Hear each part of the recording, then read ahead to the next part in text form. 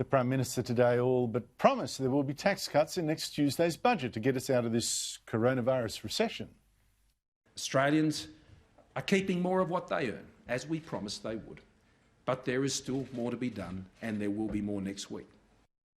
And in his big speech today about how to get us out of this hole, he said he'd create a new industrial relations framework with unions and business, which is actually kind of Labor policy. I mean, Bob Hawke one, dare I say. And is doing this when the waterfront unions, for one, sure aren't playing ball. Joining me is Australia's top finance guru, Terry McCrann of the Herald Sun. Terry, great to catch up with you again. Tax cuts next week, how important are they to help us? Well, let's never forget what a tax cut is, Andrew. It's not the government handing out something. It's not the government giving us money. It's, as the Prime Minister alluded to, it's the government leaving more of our own money in our own pockets where we can better spend it than the government. And, Kerry Packer's famous remark about, I'm not going to volunteer more tax simply because I don't think you guys are doing a good job of spending it. So at core, the tax cut is a good idea from a long-term structural perspective. Let's also understand what the government will be doing on Tuesday. It's not going to give us more money than it was already going to give us through the tax cuts that were legislated last year. So it'll really just be bringing them forward, and it's only bringing them forward by a year. So this is not going to be a big deal in that sense. It's also not a lot of money. With this government spending hundreds of billions of dollars, that's spending money that it doesn't have, it's going to borrow it. The tax cuts might add another $5 to $10 billion on top of that. So this is not a big deal. It's not a lot of money, and it's not going to get us out of the recession. The bottom line on that, Andrew, as you appreciate, is the government, and by that I mean all governments, state governments as well as the federal government, have to allow us to function, have to allow us to work, have to allow businesses to run their businesses. Unless and until we get that outcome, until we actually allow the economy to function, we're not going to get out of this mess. Yeah, on that point, Terry, exactly that. The real problem is these virus bans that stop us from, functioning like an economy.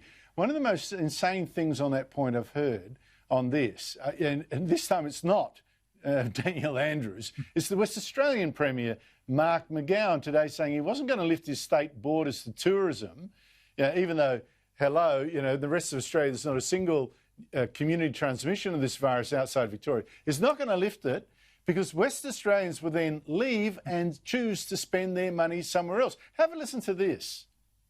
The other states want us to open the border so that West Australian tourists will flood east, not so that people from the east will come here. They're only saying all this for very self-interested reasons, because we have higher incomes, we have people that are more used to travelling, and therefore we'll have more tourists go from Western Australia to the east. Now, I'm sure he'll say, look, it really is about, I want to keep West Australians safe from the virus. But why would you introduce an economic argument like that to the mix? Well, I think what that little clip is telling us, that the Western Australian Premier has got a chip on his shoulder because the grand final is being held in Brisbane, not in Perth. I'm sure if the grand final had been held in Perth, he'd be happy to welcome tourists from the eastern states to Western Australia. This is like a trip back to the 17th century when you think you can put a border around your country and keep all those wicked foreigners and their wicked goods and their wicked behaviours out of the country. I mean, we are one country. We all grow more prosperous. We all grow better by allowing this to function as one country. That's the Section 92 in the Constitution, is trade and commerce between the states should be free, precisely on the basis that it makes us all better off. Can I give you a comparison that I just noted before coming on air, Terry? This is a comparison. China, well, we're locking ourselves up, right, where there's no community transmission outside Victoria. We're still, you can't fly between states and all that kind of stuff, most of them. China is meanwhile boasting that unlike the West, its tourism industry is now all go. National holidays in China start today. China's state railway operator says it's going to handle 100 million passenger trips in this period. China's airlines will handle more than 165,000 flights. And get this, that's more than last year. Can you understand why Australia, you can't even move interstate?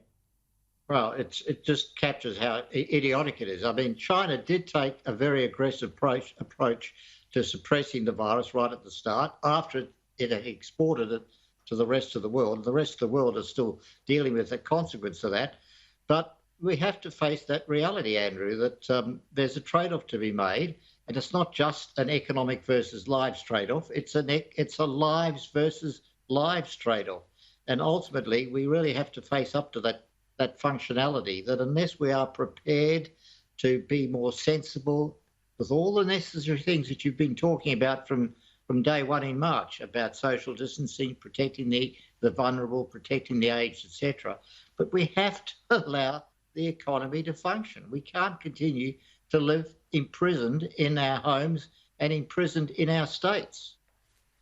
China's getting relatively richer, we're getting relatively poorer. I wonder how many people think that's a great outcome in the long run. Just quickly, that last point about Scott Morrison's economic program for the future, a deal with unions and business. What puzzles me about that is unions represent only 1 in 10 or 9 or whatever it is workers. Why include them at all? I mean, that sounds to me like going back to the past. Well, exactly. I mean, it's very Bob Hawkish, and when Bob Hawke did it in the 1980s, he was doing it from the perspective of a leader of the labour movement. And also he was doing it when the unions were a much bigger proportion of the workforce than they are now. I mean, the deal that Scott Morrison has to do is with the workers, not with the unions. He has to do a deal with the workers, and that means liberating the workers to be able to work, to be able to get reward for their work, and obviously functionally to do better. So this is about, I mean, it's crazy for any Prime Minister today, but particularly a Liberal Prime Minister, to be trying to do a big corporate state outcome, big business, big unions and big government. This should be about liberation, liberating companies, liberating business and liberating workers. I think that's right. All it's really doing is empowering the unions who are on their knees, particularly Sally McManus of the ACTU. You know, she blew all these millions of dollars of members' money in a campaign to defeat the Morrison government at the last poll. She got humiliated, lost the money, and then he invites her back, gives her a platform. I don't understand what the sense is in that. Terry McCrann, thank you so much. The biggest area of unionisation, let's not forget, is the public service. Correct. What is the public service going to do in terms of creating this dynamic growth economy that we want to see come back? Well, they're doing the opposite. They're demanding more pay rises instead of sharing the burden on everyone else. I mean, that's who he wants to sit down and make deals with. I don't get it. Terry McCrann, thank you so much for your time. My pleasure.